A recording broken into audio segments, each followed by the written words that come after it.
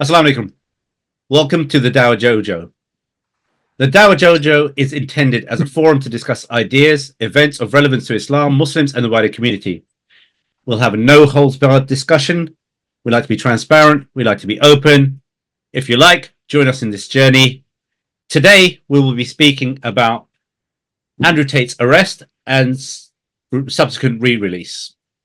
Reason we think it's quite important is that it ties into a lot of issues, because obviously this subject has got a lot of traction recently, in particular with the rioting that happened.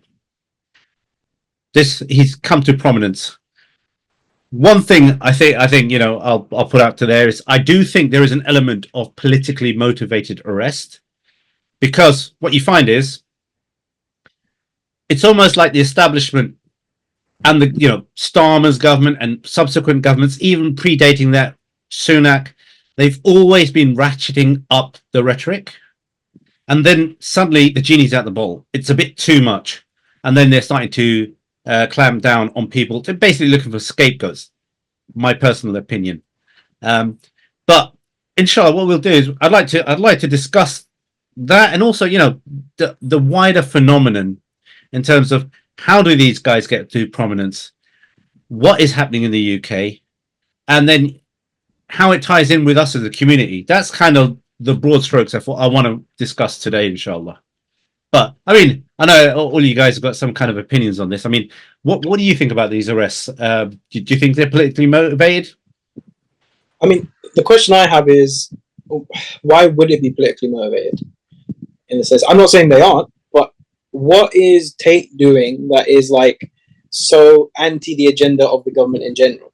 I mean, we've spoken off camera multiple times, about this already, in the sense like, the series of tweets and not even leaks, just videos that come from his own podcast platform that he has, where he speaks, using racial terminology, describing people from, certain communities in certain ways. I mean, what part of him is so, because I'm not shy about my perspective on Andrew Tate. I'm not a fan. I don't subscribe to, the force that and things that he holds dear to him. But if we're going to say like it's racially motivated, what is he doing? Racially motivated, sorry, politically motivated. What is he doing that's so anti the government or wider world agenda right now? I personally think I don't think it's politically motivated as a whole, but I think the timing for this particular. So you've got Tommy Robinson, you've got him basically in the crosshairs. I think what they recognise is that as a consequence of genuine problems in society, genuine economic problems in society, governments have fixated on immigration. They fixated, so it's like, I don't know, imagine I eat 50 kebabs a day and then I have a normal Coke with it. Someone can fixate and say, oh, it's because I didn't have a Diet Coke. I mean, no, geezer, because I had 50 kebabs. In the same way, the economic problems cannot be attributed to some geezer who's just come over on a dinghy. If you look at the wealth transfer, the billions that are going into the hands of the few, the tax evasion, the drain on the economy of an immigrant is minuscule.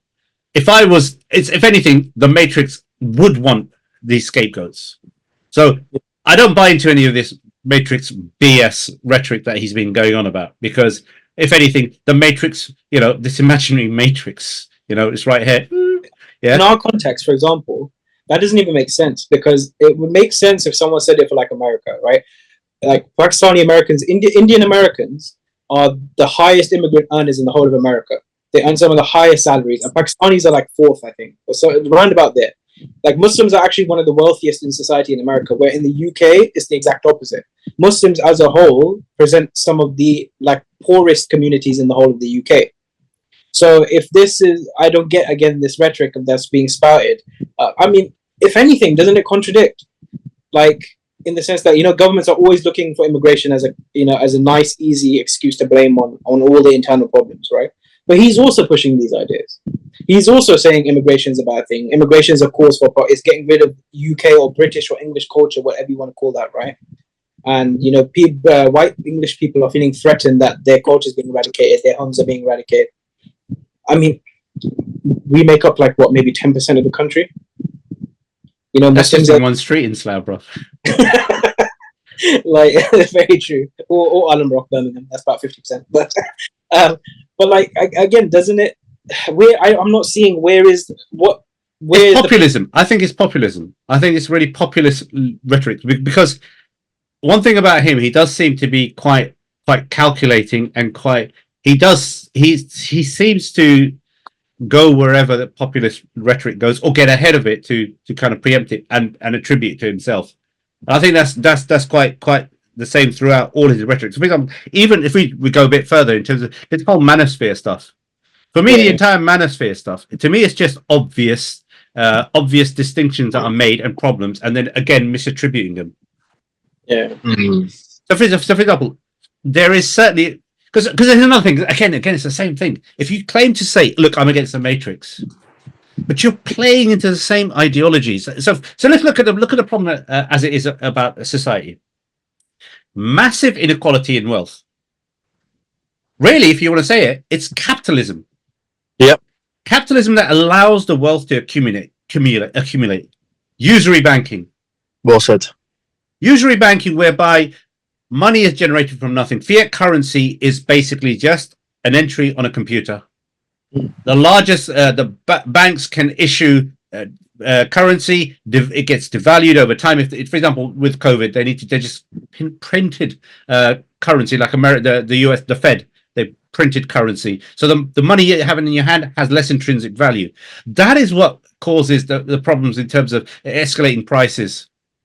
So that the actual matrix. Yeah, if you then apply that, you then misattribute the problem to immigration. Immigration itself actually brings net value in terms of they do the work that Trevor's not prepared to do, and Trevor's damn well isn't going to be doing the surgeries either. So there's going to be either the low end jobs or the highly skilled ones. America, for example, the H1N1 visa, which is basically what's given to the highly skilled people, NASA would not be able to function without this ability. So there's a rot in the West itself. There's an economic crisis brought about by their own system. Just look at the derivatives market. You know, so you know the movie The Big Short, where you value you basically you make commoditize pretty much anything, and then it's so inflated. There's no intrinsic value within your contracts anymore. That is an actual problem. However, Can I ask a question? Sure. This matrix that he seems to be tackling and being the enemy of and stuff. First of all, what are their agendas in the first place? What is this matrix agenda? What is this overarching goal of this so-called matrix and these so-called governments and these entities? Because from my perspective, what do I see him pushing and peddling? A materialistic lifestyle, right? He built his lifestyle, right, on some pretty egregious stuff, right? Webcam stuff, manipulating people, scamming people out of their incomes, pretending to be women while talking to them as men, all this sort of stuff, right? He's built this hyper materialistic lifestyle where he's in a new supercar every other day with his brother. He's got big mansions in Romania, wherever he is, cigars, and then like it's like a materialistic lifestyle, and then he adds a little sprinkle of yes, men should be independent, yes, work out and be healthy, go outside, get some sun, don't eat crap, basic stuff that's been said from the beginning of time, right? That somehow is now amazing that Andrew Tate said it. So like, I'm not seeing where the clash is here. Is it the whole the LGBT stuff, or is it the whole the ever changing boundaries for like the trans communities and all this sort of stuff? Is that what people are really like? Is that the conflation that's happening here? I think he does go into that. He does go into that. So, for example, here's an example. You've got so there's certain touch points, and there's validity to a lot of it. It doesn't happen in a vacuum. It doesn't. I mean, there are certain things. For example, there is a coordinated erosion of culture and values. However, that is secularism. That is part and parcel with secularism. So, for example, look at Disney. They butchered my boy. They butchered Star Wars with all this kind of stuff. That's a common trope where they have to force in, like was it South Park parodied it, put a chick in it and make it gay. So that kind of thing. There is certainly that element there. However, what is the reaction? So just as, for example, the racists, they kind of fixate on immigration. These guys are still also there is an overarching agenda of extreme, shoehorning certain types of lifestyle, etc., etc. However, what is the culprit here? It's the same thing. It's the same ideology. Your belief system is the same thing, which is secular liberalism. That's that underpins this society. It's not like it only makes sense for it to happen. For this type of progression to happen, because there are no set goalposts. With secularism, it's on the whims of the people who are deciding these things. Right? So if it fits a certain agenda, if it works for them in a certain way, then they'll push it. If it doesn't, then they won't push it. Right? Now my thing is like, okay, sure, let's say he's one of the people speaking out against all this stuff, right?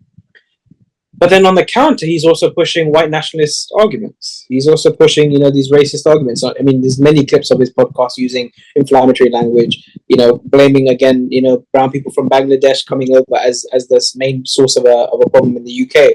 So on the one hand, he seems to be championing this, but then he seems to be contradicting himself on this.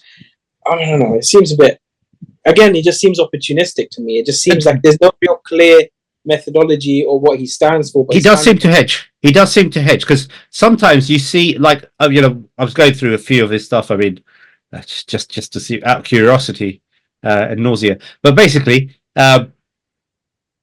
he will say certain things to certain people, and then when he's in a different crowd, he will see a different type of approach. He'll kind of like backtrack to an extent. So, for example, if amongst women, he'll say, "No, that's not what I'm. This is what is meant." I can't give any examples because I tend to purge my memory. I'll give you an example of what he did, which is very deceptive. Mm-hmm. You know when he was talking to the ex-mafia guy, that Christian man? Do you guys remember when they were talking about the Trinity, God, Jesus being the Son of God? So he said, "Also, you believe Jesus is coming back?" He says, "Yeah, I do." He says, "But Muslims also believe that Jesus is coming back." Then he says, "Oh, so Jesus is the Son of God in Islam?" He says deceptively, in a deceptive way, he's the Messiah. He says he's the Messiah. Then he avoids the question because he's diplomatic. Then the guy says, "Oh, what? So he's not the Son of God?" So to not get into a confrontation with that man, he says, "Oh, I'm not sure about that." So hold on a second. You have been told that Jesus is coming back in Islam as a Messiah. That is a very minor secondary point that's disputed by great ulama like Ibn Khaldun and others. Yet you do not know that Jesus, son of Mary, is not the Son of God, and that God does not have any son, God does not have any children, God does not have any partners. You've been told this, but you haven't been told that. Especially when you claim that, "Oh yeah, I've read the Quran in prison. Oh yeah, I went through the Quran." The whole theme of the Quran, let alone the passages, are about God not having partners or sons, etc. I think a very good example of him being very. I think in that one it was a bit of a verbal slip because I saw the clip. I think it was taken a bit blown out of proportion because it seemed like it was just a gaffe on his part. I need to check the clip again. No. Trust me on this. Look, okay. He says to him, "Jesus is coming back." Then he says, "So Muslims believe Jesus is coming back?" He says, "Yes, Muslims also believe Jesus is coming back." So he says, "So do they believe he's the Son of God?" Then he avoids the question and says, "He's the Messiah." He wants to leave it at that because he knows. Did he explicitly say anything to affirm Son of God? No, he didn't. My point is something else. My point is this. So you, Andrew Tate, you claim you read the Quran, right? You've been around Muslim scholars. You have been told that Jesus is coming back. One, that's a secondary issue. Two, that's disputed. But you have not been told, or you have not read, that Jesus is not the Son of God, and you need to make sure you don't make a mistake. That is not sincere. That's BS. That's easily. Yeah, I remember that bit. But then, yeah, I mean, I think the whole manosphere stuff. And let's go praise Lord Jesus the Lord. Yani, he's. Honestly, I think the manosphere stuff. I think Rash has said it right. Definitely, it's again on the pendulum of extremes. It's reactionary. you know, this whole thing of the manosphere stuff, where does it originate from, right? It's the reaction to the hardcore feminism movement, right? And the feminist movement of that developing and the different waves of feminism that came about, right? And then the manosphere developed from there, right? As the opposite reaction. And he sits, and you know what? That pendulum of extremes can be very intoxicating for people, right? If you're seeing one end of, so let's say, feminism and some components of feminism you don't agree with and you think it's rubbish, right? And then you got the opposite end. I mean, I struggle to see, like, for example, there's a Muslim lawyer in America, right, who's like so defending of him. He's like, he's only been Muslim less than a year, and he's like, I'm missing something here, and I don't know what it is. That some people are so passionate. I personally think it's eunuch crisis. I think honestly, I personally think, you know what? I don't know. You know, like how we were born, yeah. It was more like forged. It's just, you know, like therapy for us was like a brick. Yeah. So this kind of stuff, like growing up in Slough, it's not like you're gonna be like, I really feel bad today. Yeah, that's great. Can I have your lunch money? Or can you imagine Slough and Eaton? Guy saying, yeah, I'm feeling a bit down. It's just like it's like chumming the water with feelings. The problem is this modern, I think, because there's a lack of morality and understanding of a reference point. I mean, let's go further than that. Let's go flashback. These guys are hearkening back to what they call a better time. It's unmistakable in a lot of the far right rhetoric in terms of it wasn't like this in my granddad's day. Well, you don't know who your father is in the sense that, I mean, no, but let me be honest. Your father is known by profession, yeah, pizza delivery or milkman if you're old enough. Yeah? I thought you were going to go down the race. You thought it would be philosophical, but it's 10 o'clock. It's past my bedtime. This is part of the watershed. It's not going to be that intellectual, yeah. But seriously, look, because the culture has changed. So you're saying we want these values, but you don't have values. What? So Trevor, Mr. Trevor, if I may call you you fictitious individual I'm talking to. You want Christianity, so you don't want fornication. Yeah, you don't want to, you don't want the excesses of hedonistic culture. You know what you did last week at Ibiza. So do you want that? So, for example, if you have extreme hedonism, women are going to react if they're, for example, being used as a commodity. Think about it. So, for example, women. They're talking about protecting women. So Tate uses this thing, but how are you protecting the woman if for decades now a woman is her value is equivalent to whichever product you're selling? You sell a car, you put a woman next to it, yeah, scantily clad. What's her connection to it? You've commoditized your woman, the women. So now they don't want any of that. Yeah, but they don't want any of that. But the thing is that they have that attitude. For example, he says about, look, I mean, Tate would be rich to speak because he's then about he wants this traditional, they're pushing for this traditional thing, but you make your money from exploitation. Was traditional. Sorry? To be fair, that was before I didn't know prostitution was traditional. Yeah. But this is the whole approach to women in terms of their property, because he goes so far. Even if this, right? Even they don't.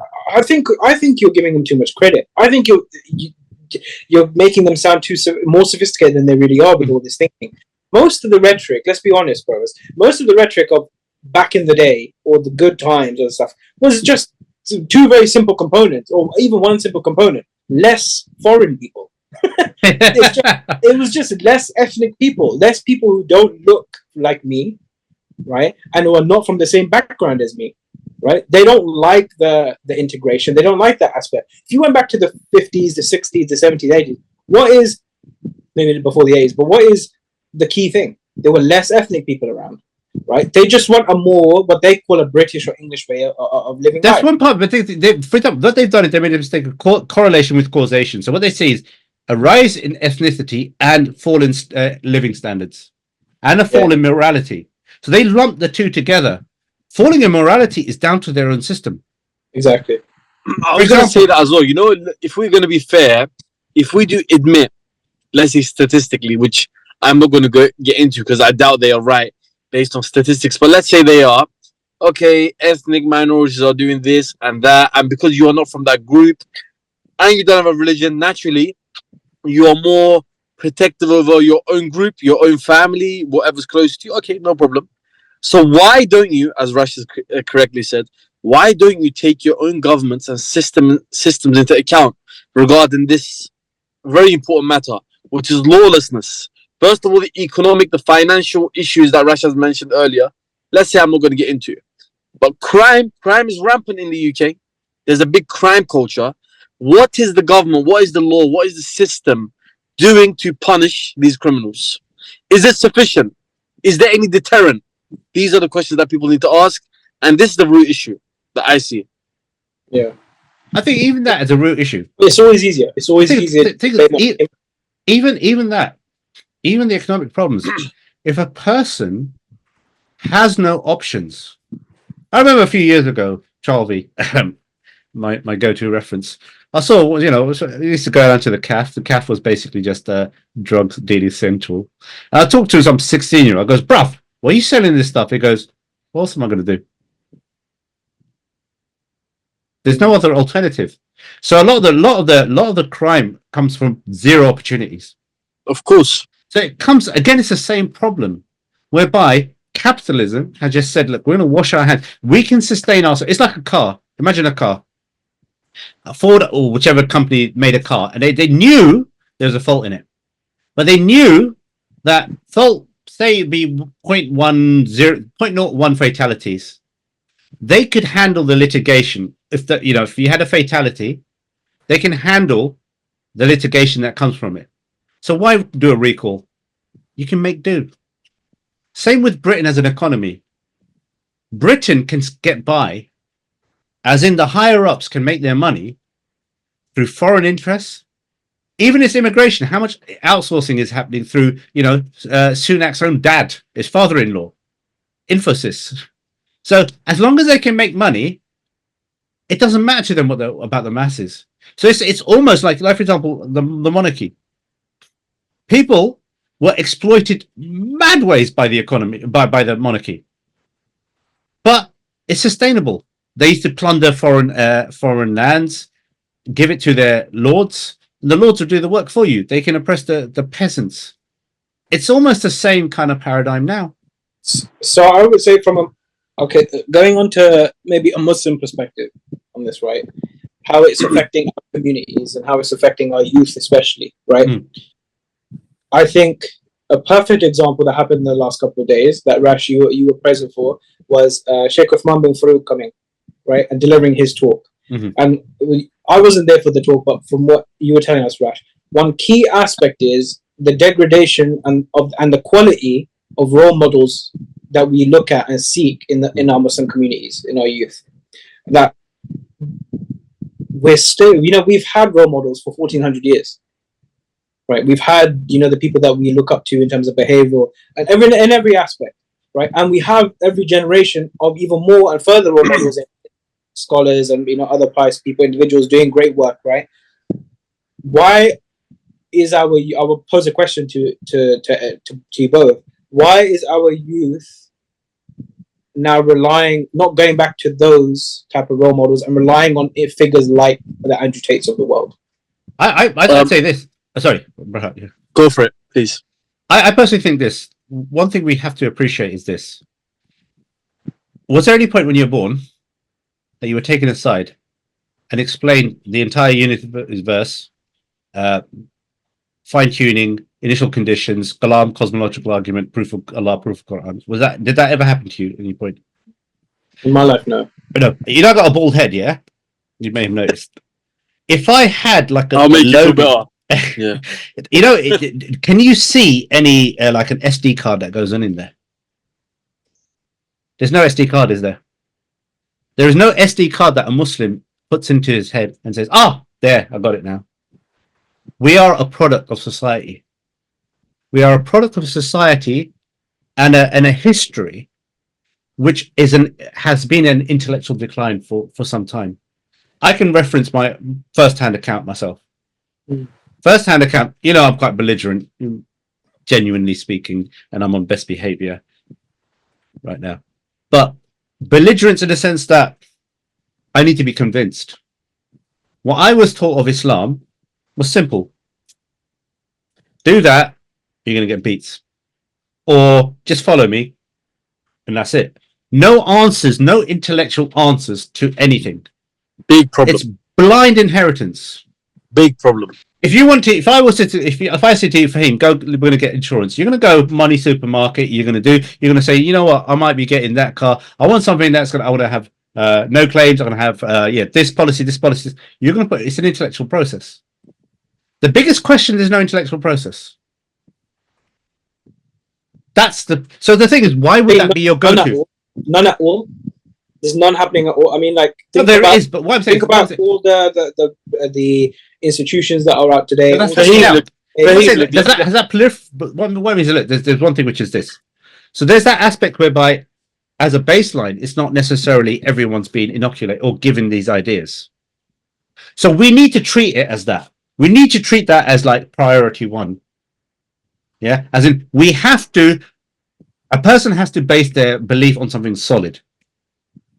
So the youth, for example, what is going to be attractive if you don't have a strong reference point?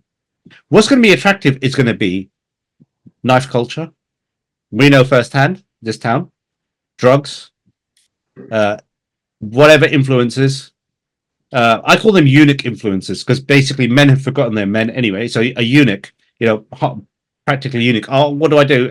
This guy says I should do this. Oh, that sounds good. He's strung the sentence together. That's really impressive. That is that kind of mentality. So in the absence of that, how Islam is packaged to a person, that's to me. I'm not. It doesn't surprise me. Do you get me? It doesn't faze me. Because just the alleyway behind my house, I've seen enough. So things don't surprise me when I see stuff because it's expected. If there's a void in intellect in our community, intellectual reference point. If there's a void in leadership, if there's a void in objective. Okay, so what is the component? Because like we mentioned, right, there's not a shortage of masjids and madrasas. There's not a shortage of institutes, whether they be physical or online. There's no shortage of YouTube Dawah channels. There's no shortage of people attending Speaker's Corner, whatever the spectrum is, right? What is the key component that's missing from them on a mass level that's not hitting the ummah, that's not connecting with the ummah and the youth? Would you say it's critical thinking, actually, in the sense that actually intellectually understanding your deen versus treating it as an inherited another part of your life that's inherited? I think sorry. No, I was going to say this. I want to make a very important point. That's why I want to say this. Look, let's make a comparison.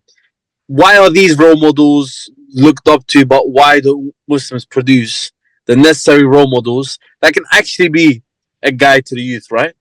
Look, let's give an example from the known Muslim role models. Then we can make a comparison and we can see what's going on. Now, I want to ask you guys a question. List me some names of Muslim role models. Then we'll deduce the problems or whatever. Give me some names. Come on, let's shout some names if you don't mind. My cultural references go back 20 years. Faheem, you go. Only the tiger. Okay, let's just. I'm not saying it as a negative thing. But let's say the biggest probably online Dawah institute right now is probably Yaqeen Institute. Cool. Right, worldwide, Yaqeen Institute has the biggest outreach, gets hundreds of thousands, probably if not millions of views. Probably the founder of it and the president of it. I'm not saying anything negative, but he's probably the most worldwide known Dawah personality, along with probably like Mufti Menk or so, something like that in the whole world. Mufti Menk. I said you're trying to trigger me, aren't you? I said Dawah. He's gone and said it. I didn't say he's Amir al-Mu'mineen. All right, I just said Mufti Melt. Mufti Melt. No, but I'm just saying from an outreach point of view, right? Uh-huh. Right. I'm not saying the material, the whatever. I'm just saying they have the biggest reach. Uh-huh. How much does that trickle down? But this is what I'm saying. What is we can't, if we're being fair, we cannot say that there's been no good from it, right? And we can't say that they have. No. I'm not saying. What is the component that's missing now? I think, yeah. I mean, look, there's one thing. So, for example, there was even when we were growing up, we had big institutions at at that time, Stonehenge. What would you call it? We had stuff, but there was never there wasn't adequate outreach on the ground. That's what I think it is. Because look, if you're living in a society, you're going to have your day-to-day interactions. It's going to be a completely different circle to like I don't know. I mean, because I'm way out of the game. You know what I mean? Whichever game that may be. Social media plays a big part in this. How I much think of there's so many. I think there's so much people and the youth think there's so much better things to do and so much more entertaining things to do than sit and learn about Islam and sit and learn about a 1400-year history and sit and learn about why you're here on earth and what your purpose is and ultimately where you're going to end up. distractions. And where you're going to go. I think social media plays a huge part. And I would even say social media is probably the biggest accessibility way for people to actually learn Islam nowadays, how they're using it Islam. They're not doing the boots on the ground stuff. They're not entering the masjids as they used to. They're not going to the madrasas. That's a select niche of people that are still doing it that way. Most people are opening their TikToks, their Instagrams, their Twitters, their YouTubes, and then what the algorithms are showing them is what access of deen they're doing. So do you think so for example, it's almost becoming like a dividing line between two types. Those people who have blind inheritance and they kind of stumbled into a way of operating, and those people who are more serious are learning. So is it more a question that those people who know need to be more active and proactive in delivering it to people that don't know? Because that actually ties in directly with what Sheikh Uthman did in the talk. What I liked about that talk was, so he ended it on a call to the necessity to give dawah. And the other thing which I really appreciate as well is the fact that, like for example, I'll give you a little segue. When I was growing up, we had a family clique. We were just dossers, basically, just Muslims and just going out. Vandalism was quite fun. Don't incriminate yourself, please. Yeah, that's right. A statute of limitations. I won't say about other things, but yeah. So it's long expired, like the milk in Sabir Brothers. But yeah. So we there was there wasn't, like in those days. You see a brown person on TV, it's like a novelty. It's like, wow, come, there's a brown person on TV. So when you have less confidence or culturally you're not represented, there becomes a sort of almost an inferiority complex sometimes. So just to give you an illustration, there was a documentary called Sword of Islam, and in it was just basically it's terrorism, you could say, but basically just showing how Muslims were rising up like this. And it just I was so long ago since I don't even think I even saw it, but I heard anecdotes from it. But basically, it's a documentary, and it kind of gave some guys a bit of confidence that, wow, we're global. We have something to us. Sometimes so what I liked about that talk was that he brought some kind of a connection to a Muslim here, to his legacy. That, as well as intellectual belief, having that legacy and that confidence is something important. So, for example, right now, if your only understanding of Islam is just basically a backward culture who's just basically the bottom of everything, you gave the example of being the low performers. If you think that's what you are, you're not going to want to reference your own culture. You're going to think of it inferior. You're going to try and look for something else. If, however, you start to see something, for example, like for example, you see, ironically, Boris Johnson did a documentary about the Muslims' contribution to algebra. The sciences, the expansion of Islamic lands, the justice that was applied, barring exceptions of tyrannical leaderships. This kind of mentality, giving people confidence in their own creed, and at the same time giving people a purpose. So, for example, if you have no purpose, you're going to fall into prey to all of these kind of fads. Do you think, especially I would say most of the younger generation Muslims and the newer generation Muslims, do you feel like they're able to connect more with figures like Andrew Tate and maybe these somewhat more controversial, even Muslim Dawah figures, online celebrity figures, versus the scholars, versus the Imams and the local people.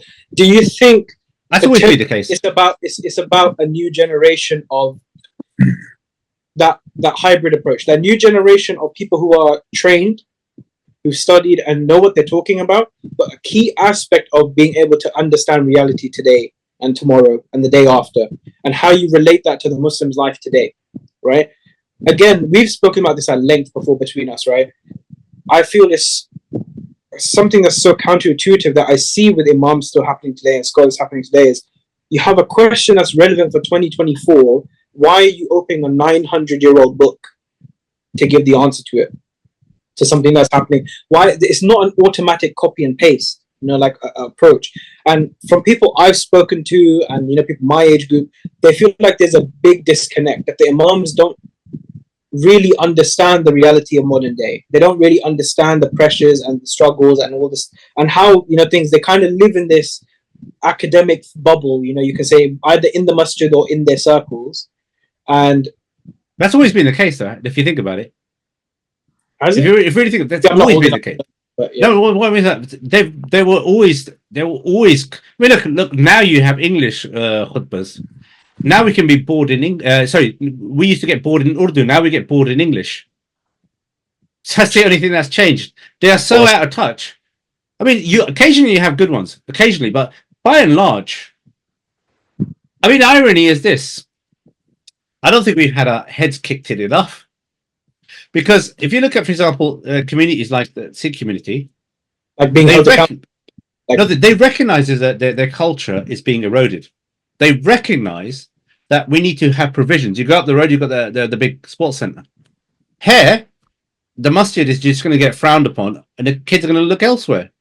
And the dumbest, I have a good dig at our community because I've met our community, so that's sufficient justification.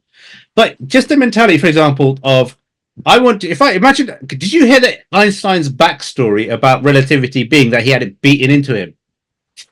No, because you don't learn through beats. But that's kind of that's kind of a phenomena growing up, was coercion into learning Quran. That is the most harmful thing you can do to Islam. That's the dumbest thing I've ever thought of. It's like just... this is interesting. Berhat released that video recently where he was criticizing Omar Salman, right? that leaked the phone call. Which was nothing even that big of a but deal. That's my point. Right? What did Omar Salman say in that phone call that got people up and about It's too it, right? mild. No. yeah, it's mild for you. But what I'm saying is, what was the he said? He was having a go at Desi culture, and to be fair, he also said stuff about Arabs, right? And him being an Arab, right? But what did he say? It's shallow, right? That seems to be a recurring theme. It's so shallow. Now, what did he say? He's like, they want a Hafid kid just to say he's a Hafid. There's no link between that intellectual understanding. They want it for like the status symbol, I can brag that my kids memorize the Quran. Okay, let me click my fingers now. You're warming me up. You're Yeah, warming me up now. But I'm going in for the kill, bro. This is the real problem. How do we make, or potentially make that connecting or even reconnecting and learning and developing Islam, critically thinking, make it an intellectual study, like you would sit down and really take some other, like a science or math or something like that serious, like a subject, right? Where you go through the procedure and you intellectually let it, sit and develop within you. How do we do that for today's time, and how do we apply that for not just our youth but every age bracket, for the Muslims as a community? Because what's a good example for us? Remember, Rashid, me and you went to Asim to pitch the halakha idea. And what did Asim say to us? He goes, "You guys are overestimating the crowds that you're speaking to," and he was trying to tell us, "You guys are in a bubble." Yeah, he was saying, "Me and you are in a bubble," because most 90% of Muslims or 80% of Muslims not having the discussions you guys are having. Right, we're sitting on, like here today on our podcast talking about it, but overall, the majority, the basic level of Islamic literacy is very, very low. Worldwide. Basically, we're like Maldives with the GCSE. Then we're part of that. And I think that's a good description.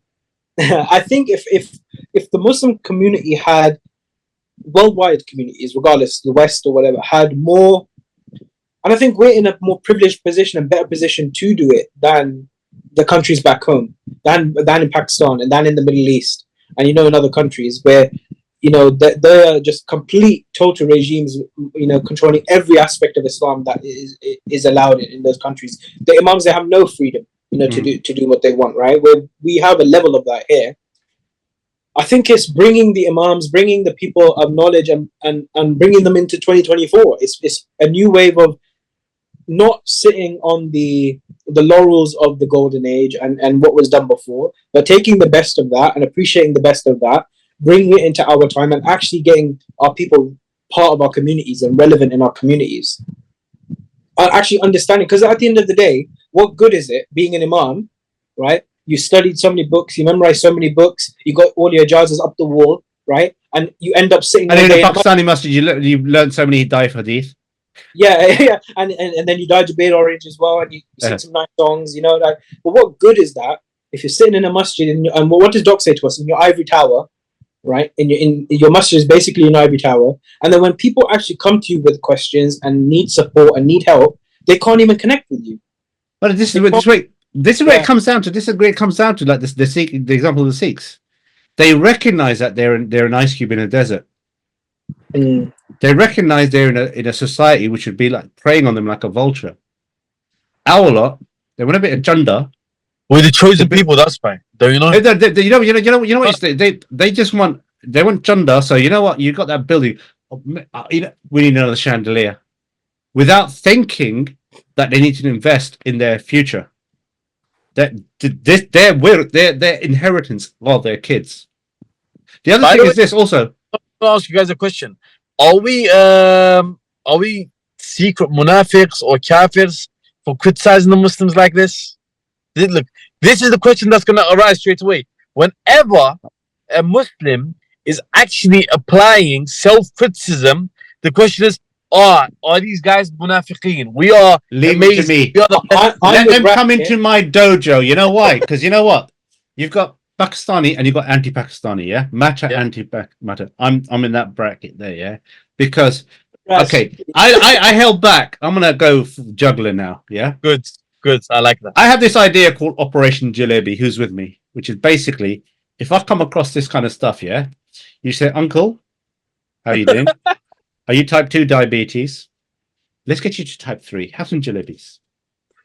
Kill them off. I get too far. I don't actually mean that. But what I'm saying is, sometimes a mentality is a liability. Yeah? Which is this. As a community. Wait, one second, Berhat, to answer your question, yeah? We are not self-critical enough. Yeah. We're not. No, we definitely not. We are so scared of I'm going to give an anecdote. Can I give an anecdote? Faheem, how we're perceived. I didn't hear this. The structures at play, and this whole, hiding it under the guise of this other. We're not backbiting anyone. First of all, it's public information. You know what? Let them call we need to hold ourselves accountable. Otherwise, this is what happens for 10, 20, 30 years. Yeah. And then when you reap what you sow, if you do this for so long, you can't then complain. I was thinking this while we're having this chat.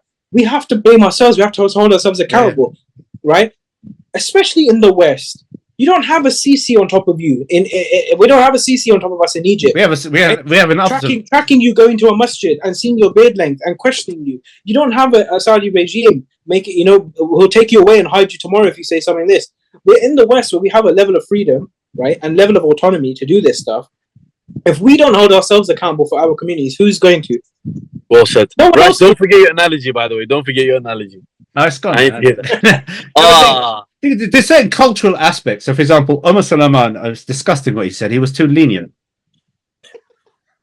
Because look, there, like for example, he's too, yeah. So basically, look, there is honestly this community. It's not just yeah. Here's an example. There's not going to be any more episodes if you let Rash keep talking. Yeah. No. That's it. This is why we're going to get. Scorched earth, bro. We're scorched earth. Might as well just do it, yeah. There's an inbuilt nifaq in our community. It's called log kya kenge. Yeah. Well, what does that mean? Translate that. I will translate it via a friend of mine who was Ugandan. So a Ugandan revert told me this one. He learned enough Urdu to understand this word, and he said it to me. He goes, you know what your lot problem is? Log kya khaenge, bruv. So Urdu is also better than mine. So he said to me, you worry about what people will say. Yeah. The preoccupation is rather with everything that is framed with what people will say. Zina, drugs. No, what will people say? It's not the fact that your son, your daughter is up to X, Y. It's what people will say. That culture has come over here. Community, yeah, absolutely. For the Desi community, for sure. For us lot, I mean, this is very local. You know, we only go as far as like a certain radius. That's as far as our tags allow us. But yeah, we. So I hear it's a defeated mentality which manifests itself in everything. I went into a burger shop. Now we've got the Farnham Road, just like a burger shop. It took like 40 minutes to make a burger. Now, to be honest with you, I'm quite lean, and I said to him, "So, bro, how long?" Straight away, got in a defensive. Oh, is it like I said, you know, anyone who had a brain in their head, they would have thought, you know what? I need to preempt this. I need to recognize there's a problem and preempt it. A person who is self-critical will realize that. So I'm just giving an example, which is, and I thought to myself, dude, and I'll just, you know, when you have pictures and you'll be like, dude, you know what you should do? Just get like binoculars, look across the road over there. There's like 50 other shops. They don't take as long. So the technology is somewhere. Yeah, you don't need to contact NASA. NASA, how do you do this insurmountable task? The point is, there's no self-critic. There's no self-critique. There's a defense mechanism, and there's a defeated mentality. Yeah, absolutely. So that's one part of it. So the defeated mentality, if there's a problem, for example, you have instances of dodgy kiddie fiddlers. Even in a you hear about, but what's the first reaction? Suppression. Yeah. What's the problem with this? Suppression. One part of it is the community. It needs to be shaken. There needs to be, you know, just get this mentality out of them. Secondly, unfortunately, it's a tragedy to even where we have to say this, right? They're protected more than actually held accountable. You know, so many, you know, these Quran teachers of the year, so many of these Imams, you know, inappropriate relationships or inappropriate, you know, like conversations being had, or they've done something to people or to women. Isn't that prevalent though? Because I don't want to fall into the far right type of rhetoric of this. No, I'll let you look it up. I'll let you. I'd rather not. Proof in this. There's great truth in this. This is not a Pakistani or Arab or Turkish or Malaysian or Iranian problem. This is a problem that's from Morocco to Indonesia, from Pakistan to Turkey, from Yemen to Syria. What it needs to be is the system needs to be shaken up. Yeah, right? definitely. Also, it needs to be much better vetting of the personalities and the people that you're giving these positions to.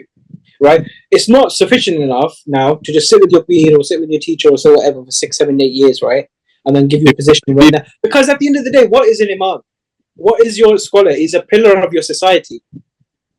Yeah, they're meant to be, whether male, female, scholars, whatever the case, they're meant to be pillars of your society. They're meant to be people that your community can depend on, can rely on, and go for them for support and help, and they mediate. It's an intense role. It's not downplay the role of that these job people have. This is the highest role. Is the higher role than this? But things you're idealizing something. One thing you're forgetting here: there's systematic erosion and secularization of Islam for generations now. Yeah. We expect this. We expect accountability. We expect transparency. We expect a level of forward thinking.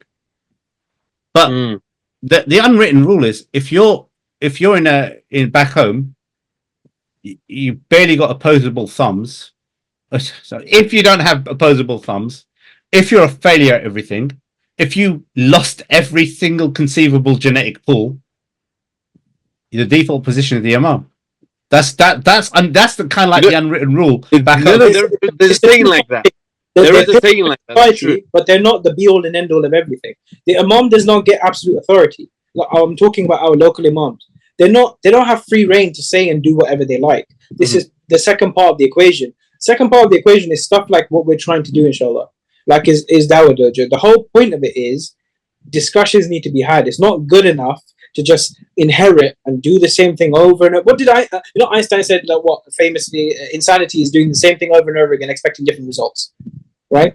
if we continue with the same formula, continue with the same thing because it was so great at one point, right? And it worked. So sure, no one's denying it might have been so great at some point, right? And it worked at some point, right? But conditions are starkly different now, and we need to adapt. And we have to hold people accountable. We need to do better, thorough vetting of the people that we make, give, positions in our societies.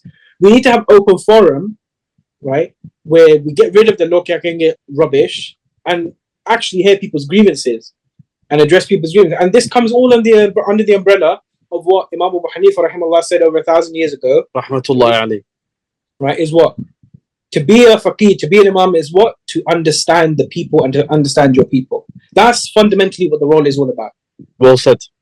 And that's what it is. And that's why, I mean, he benefited a lot by being in the You can't live in a cave in your own madrasa system thinking this is life, this is what the world is about. We are the people of truth. Right? They are the people of misguidance. This is wrong. I think another thing, look, two things also is one, we can fixate on expecting certain things to change or becoming an agent of change. I do think there is significant avenues happening right now. I always fixate on Sapiens, 5 pillars, and people like I was expecting that. Yeah. Because look, what they're doing, they recognize a problem, they work diligently for it. To basically, it's basically mucking into this. For example, right now, where did I used to go every evening, back in the days, used to go to the Chalby Caf to just speak to the youth. We need to do that stuff again. Yeah. You need to be going directly to the people. 100%. That needs to happen. It has to be a collective effort. Sapiens, 5 pillars, all this stuff, may Allah preserve them and increase them, doing amazing work, right? Credible work. But we need as many hands on this if we really to be a part or even see the change, even if the right hands, not the dodgy Imams hands, yeah.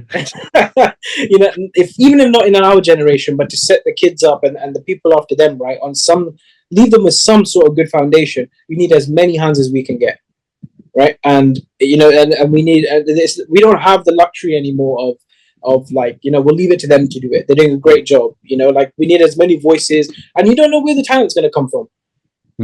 That's the thing. You don't know where the talent's going to come from. Think about us, right, bros? How many, ever since we started reaching out, we didn't know Berhat a few months back. And he regrets it every day that he knows us now.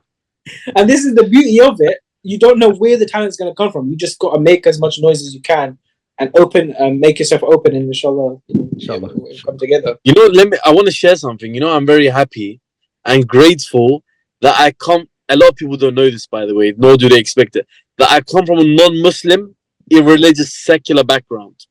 And the reason why I see that as such a big blessing is because actually this topic did come up with my friends as well. I said, I haven't culturally inherited Islam. I've intellectually accepted, and this is what Rash was saying earlier as well.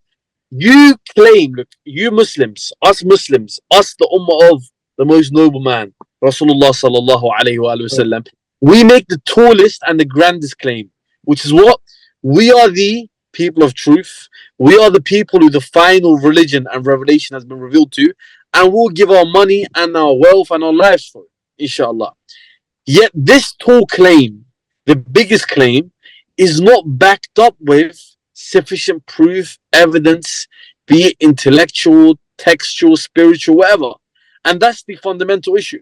And because I was able to go for that journey, alhamdulillah, may Allah always guide me, teach me, correct me, and correct us on our mistakes, not me. We should always talk about the ummah, the group mentality, in a healthy way, I'm not talking about a toxic group mentality. We should, as a ummah, as a group, always develop together, bi'idhnillah. But something I benefited from is, due to coming from like a secular or irreligious, whatever you want to call it doesn't really matter, background, I was able to see the cultural and the even intellectual problems of the Muslims. And that's why on my channel, or on our channel, on Imam Zayd Institute, although I talk against kufr, the evil of disbelief, and why we need to talk about God, and why we need to find our solutions in the religion of God, etc. What I often do is critique the inherited, innovated, harmful mindset of the Muslims. And people are saying, why are you always talking about self-criticism of Muslims? It's because I come from a non-Muslim background and I actually understand the cultural issues or even the doctrinal issues we go through that actually harm us. You know when Ibrahim alayhi salam asked the mushrikeen of his time, how do these idols benefit you or harm you? A Muslim, by qiyas, not in a bad type of qiyas, but we should take ibrah from this, we should take a lesson from this, which is, how does your religion, the religion you claim to be from God, does it benefit you? Does it give you spiritual development? Does it make you ethical? Does it make you moral? Because if it doesn't, know that the devil has deceived you. He's called it religion of God. He dressed it up with religious rhetoric and narratives, but that's not the spirit of the religion that Allah has intended. You know? Yeah. I don't know. These are some Actually, this actually ties into the kind of the void that that is. You know, we assume we you know, it's easy to denigrate.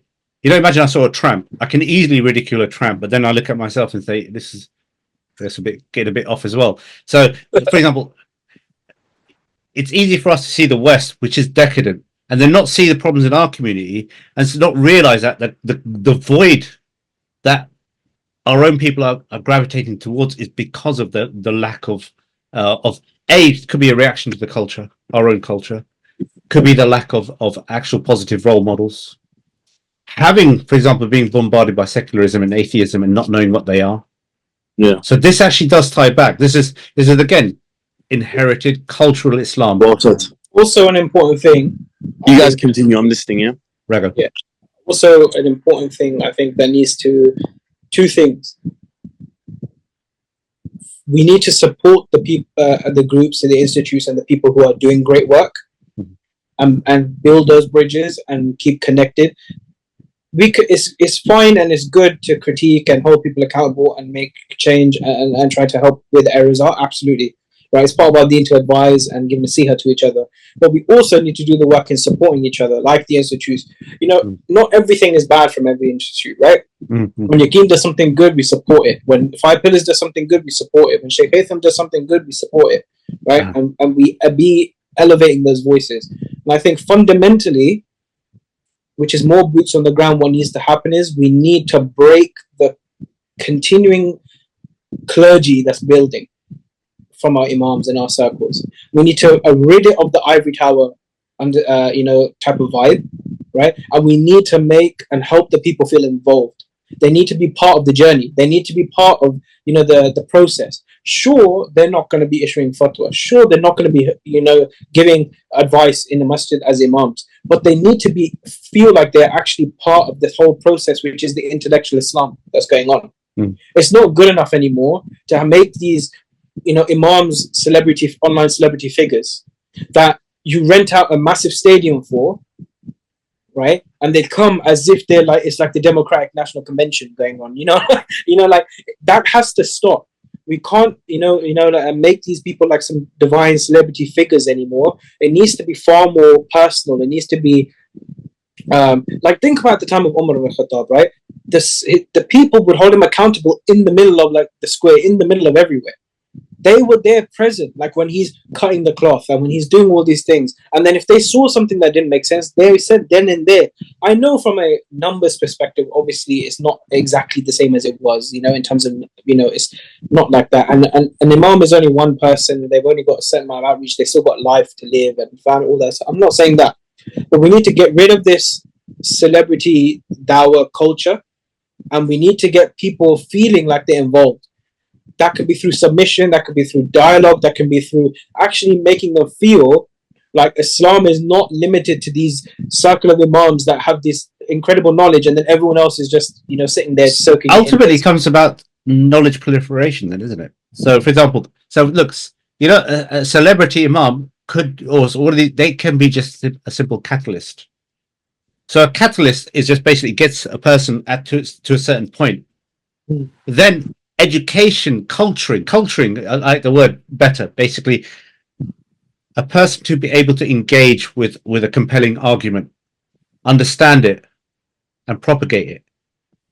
Yeah. Because so for example, So what is a clergy mentality? Is a clergy mentality? It's the anathema to Islam. It's the anathema to Islam.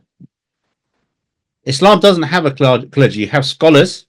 They don't have they're not given some kind of, conferred infallibility. Quite the contrary. They're equally accountable. There's even, the hadith which talks about, munafiqin qura'ahu, so it's not this kind of like, this kind of beyond reproach approach. Same time, like Ibn Hazm's kind of thing, in terms of how he used to almost mandate going back and understanding the text to understand how you came to your conclusion, not this blind following. And the extreme end of that is you got manosphere. In our community, it's got retardosphere, which is this, this ridiculous, khurafa, sort of like, made up superpowers, that magneto powers that some so and so's got. So the thing is, moving away from that blind inherited belief, to insisting on genuine education, genuine culturing, and genuine institutions to proliferate that stuff, supporting whether that's. And I think going back to the topic right at the beginning, like with all Andrew Tate and all this stuff, I think fundamentally we have to lead by example, right? We have to lead by example as Muslims.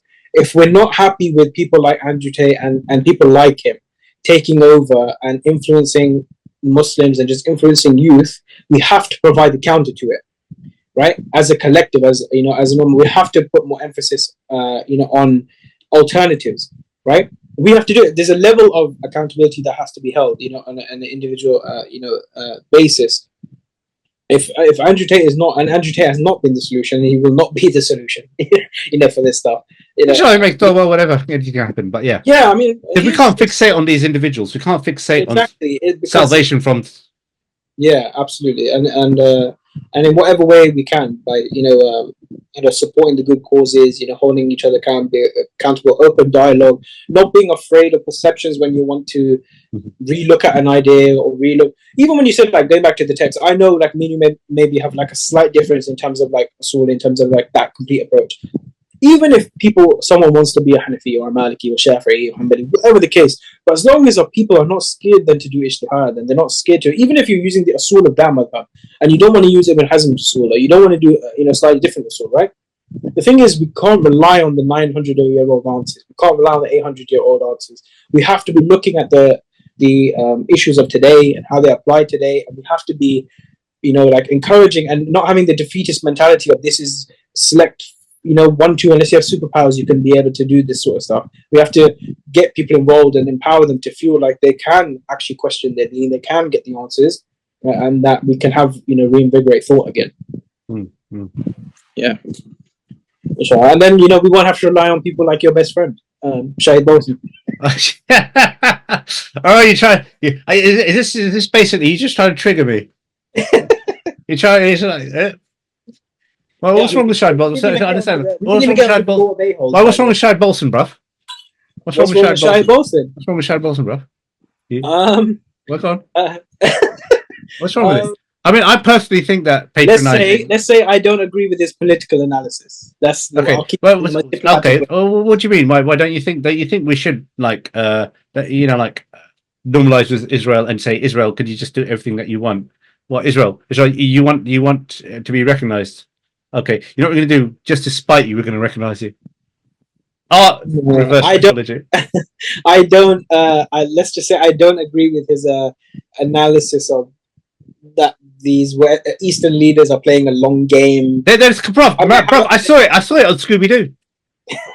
And there's a guy. He says, "No, you don't know. You just don't know, bruv." I've set you off. Bruv, look, bruv. What? Don't you believe? Am I not more compelling now that I've leaned my head? Vis-a-vis, therefore, ergo, you don't know what you're talking about. I'm sorry, because if I was to just use just lots of words, I can bamboozle you. Can you not see his Jedi mind tricks? Sami Hamdi said it very nicely when the Palestine stuff, like at the beginning of the year when it was starting to really get into it, right? the similar theme that keeps happening from all these, like, we got to make these concessions. We've got to make these concessions, right? The apologetics on the political level, and we've got to make these concessions. And what Sami Hamdi said was actually very interesting and really, like, straight to the point. He said that, you know, the greatest tragedy of the Muslim Ummah is not that we're weak, but we think we're weak. It's a mentality thing, right? There's like almost, or probably, I think maybe hit 2 billion or coming up to 2 billion of us, right? But we live in this perpetual thing of, from every angle, of an excuse, of a defeatist mentality of someone, whether you believe theologically you can't do anything about it, or whether you believe, oh, you know, we have the Western aspect of it where people are comfortable and happy and the bombs are not dropping on our backyard and they're not coming in with guns and raiding your house. So it's all right, you know, for now. It's very easy to look the other way type of thing. And I feel sorry for a lot of Muslims who live in the countries like Egypt and, you know, and North African countries and Middle Eastern countries where they just don't have the freedom to do it. They don't have the safety to do it, because if people actually spoke up like this and people, you know, did stuff, you never know what could happen to them. You know, this ties in, actually. You know, you gave the example of a clergy beyond reproach. This kind of mentality, you like in terms of tactically, look, it could be anything. It could be, for example, so you got the Sami Hamdi, sorry, you got the Shahid Bolsen. We'll give it a brand, yeah, which is basically blind. It just basically, if you strip all context from any situation and just replace it with patronizing rhetoric. Design almost like Tate levels of emasculate people to think that, yeah, browbeat them into accepting your point of view. I'm being diplomatic here, you know, my real thoughts here. It's the same thing in terms of these leaders. So I mean, the simple rebuttal to this mentality about the rulers is just pick up a history book. Just pick up a history book to see if generations have been put in same crusaders who dominated your lands, set up institutions, decimated your ulama,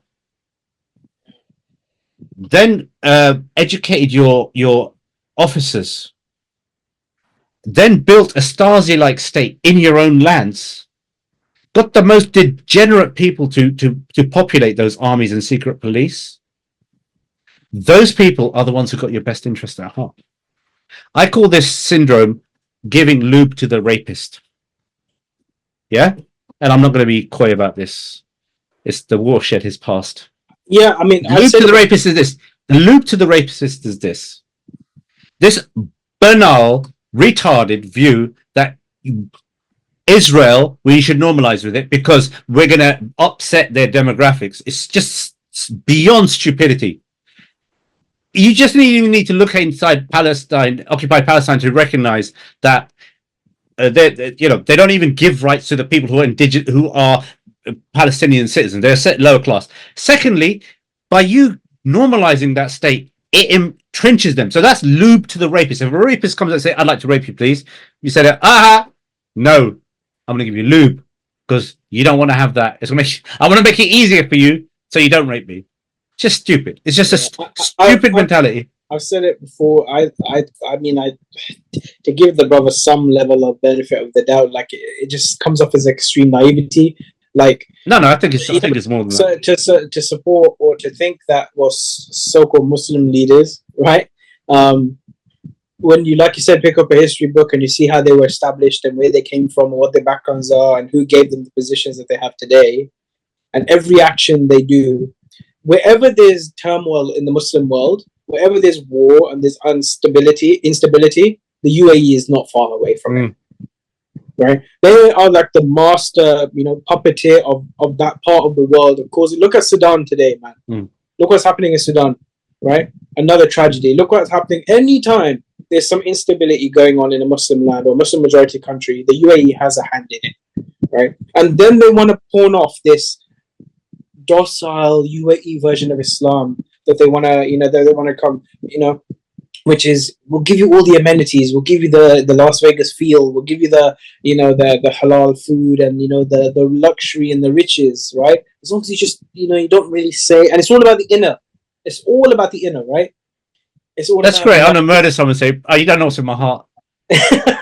It's all about purifying yourself and continuously purifying yourself and not engaging in anything else, not being no political engagement, and that's the offer that these regimes have given their populations, right? What has MBS done? He's kind of just followed the UAE formula, right? What agreement has he made with the people of Saudi Arabia, right? All the stuff you've been asking for decades, right? You want secularism, you want your parties, you want your fun, you want to do all the stuff you want to do, you've been wanting to do. More than happy for you to do it. When it comes to politics doesn't exist for you guys, right? You have no say, right?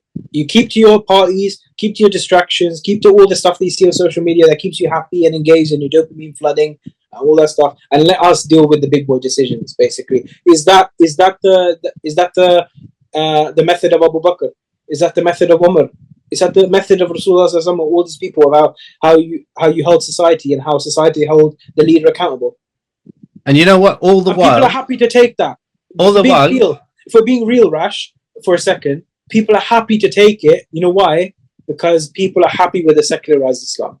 No, because why? But there's context to that, which is basically, if you're frustrated by coercion, that's going to be your alternative. If for example, you've got countries like Syria, for example, oppressive regimes, laxity, but people given the opportunity, they do go back to Islam.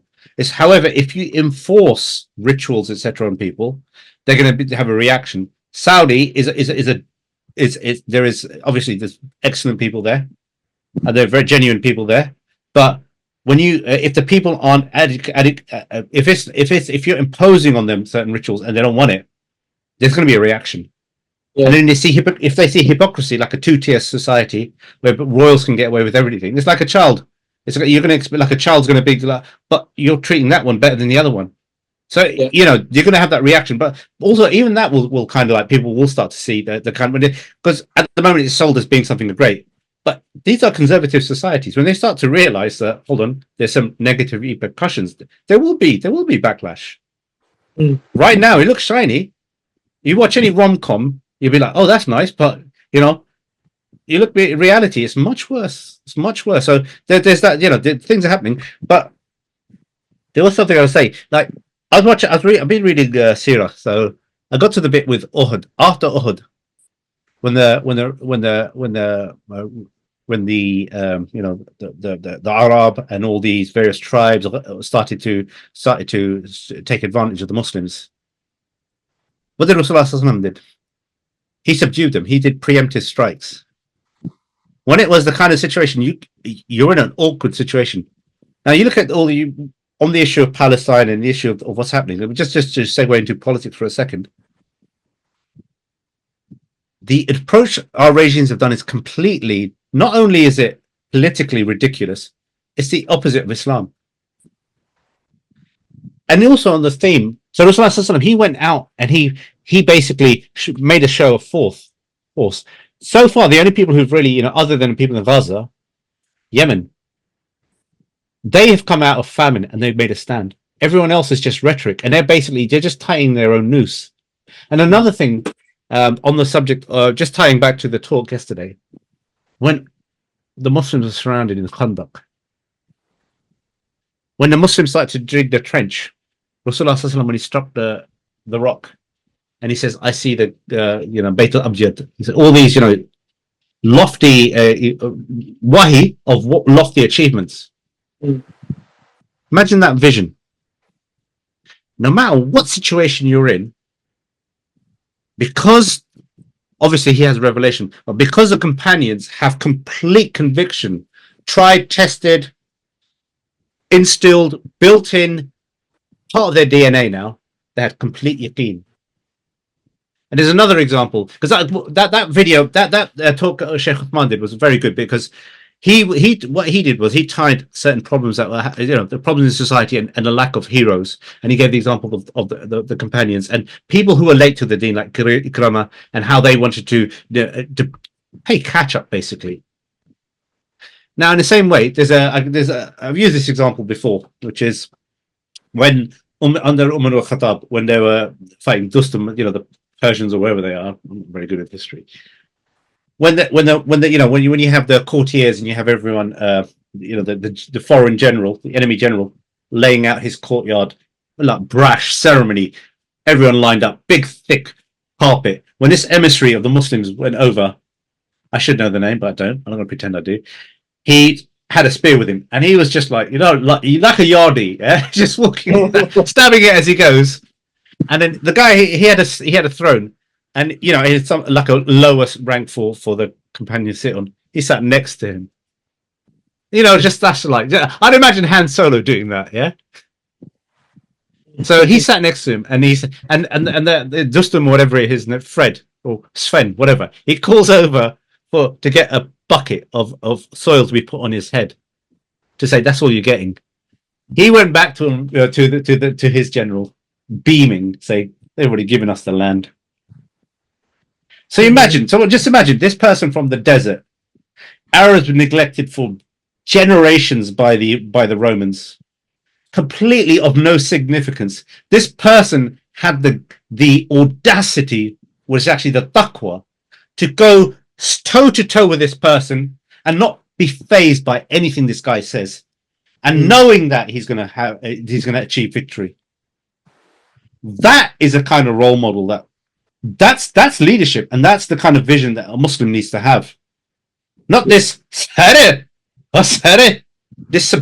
mentality. This subservient mentality that needs to be purged from existence. That is in our leaders, in our hierarchy. It needs to be purged. And you know what? To be like a big, because I've been a bit negative in this in terms of pointing out the mistakes and what we need to do. Absolutely. I think, and a great example is the current state of, you see, Muslims right now feel energized because of issues like Palestine, right? Like, they've come out, people have been protesting, people have done university encampments, they've done all sorts. People feel empowered, even with all the stuff going on, to keep talking about this issue. And these are the type of times where we need to take further advantage of it, where Muslims actually feel empowered, they feel strong, even though they're being oppressed. They feel like they can still talk about it. This is where we need to take take the opportunity and make them feel even more empowered, not beyond the political, and say, look, this can transfer to understanding your deen as well. It doesn't have to be that there is a barrier and they're linked. They're linked ultimately, because if anything, in fact, it's a good illustration that the next phase, because people are addressing the issue of Palestine, but where they're not necessarily seeing the connection, is that it's linked to our deen. Yeah. If a Muslim, like an example of the Rasulullah time, there's a man, he took over, he fought, I think it was in Uhud, took up loads of banner carriers, and then he was injured, and then he slashed his own wrist, and he said, "There's no akhirah. I'm doing this for my people." So in the same way, I'm not saying that people have that driver, but the thing is, look, for us, even Palestine itself is linked to our creed. Yeah, absolutely. So our politics is linked to our creed. There's no, for example, the problems we have in even like, for example, our clerical class is because they become secularized. We have to. There is like Kevlar connection to it. It's not like a spaghetti connection. It's an absolute penitentiary steel connection to politics, social issues, and our creed. We will never get victory if we don't refer back to our creed. Absolutely.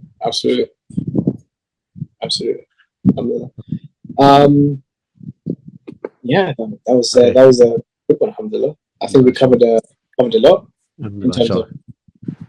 Okay. Should we call it there? Rago, inshallah. Rago, as I say, Rago. What we'll do is we can cut this little bit of it out at the end. No, this stays in. But I think it's always good to end on a positive note as well. Alhamdulillah. I mean, while we were a little bit negative in some areas and critical of some areas, I think it's necessary. I think there needs to be like a healthy balance. We need, in order for us to progress, in order for us, not on even just on a global scale, but just individuals as us starting a new platform, starting a new initiative, what we want to do, we have to be able to realize the issues and the problems and the things that we want to address in order for us to keep progressing and to keep going. Sure. So, alhamdulillah, anything that we may have spoken out of line or that was incorrect or anything factually, that's from our mistakes. And, we ask Allah to increase us and to aid us. And if anyone objects to me saying about Pakistan, sorry, it will get worse. But what we want to really get her across to is we are an open forum, and we mean that. We said it at the beginning, and we'll absolutely say it. We're not shy in any of that sense. We absolutely want engagement. We want people to challenge not just other ideas, but also what we're saying as well. And not everything that we're saying is negative, and not everything that we're saying. We're not purely a critical platform of saying everyone's doing everything wrong and we have all the answers. Not at all. We want to take the best from from everything that everyone else is doing, and then also put our input in it as well.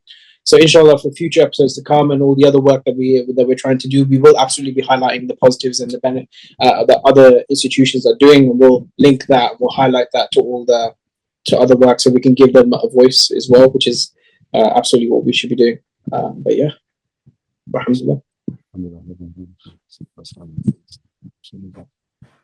I'll stop recording.